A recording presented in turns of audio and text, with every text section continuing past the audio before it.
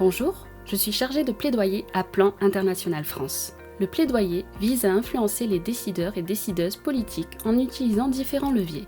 Tout cela pour changer durablement les politiques publiques portant sur la solidarité internationale. Mes objectifs sont renforcer l'attention accordée aux droits des enfants, notamment des filles. Renforcer la priorité donnée à l'éducation, la formation et l'insertion des enfants et des jeunes. Assurer la reconnaissance des jeunesses comme actrices des changements. Pour que tout soit plus clair, je vais vous donner un exemple concret, la LOP-DSLIM.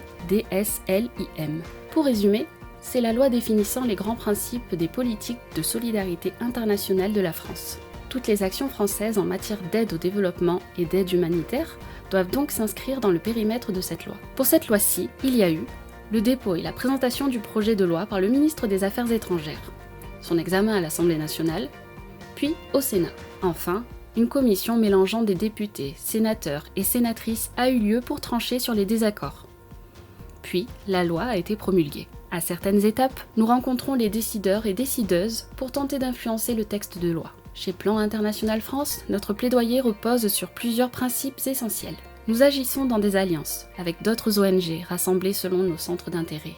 Pour influencer cette loi, nous avons été mobilisés dans nos collectifs sur nos thématiques prioritaires.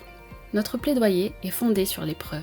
Nous utilisons notre expérience pour porter des recommandations répondant aux besoins réels des enfants. Plan International est expert conseil, nous pouvons donc proposer des amendements et des argumentaires aux parlementaires sur les droits des enfants et des jeunes. Grâce à notre plaidoyer, la politique de solidarité internationale de la France fait mention de l'égalité de genre et des droits des enfants comme étant des priorités. Elle augmente les ressources allouées aux projets renforçant l'égalité de genre. Elle reconnaît les filles et les femmes comme devant être partie prenante de la politique de solidarité internationale de la France. Elle fait une priorité de l'éducation en situation d'urgence.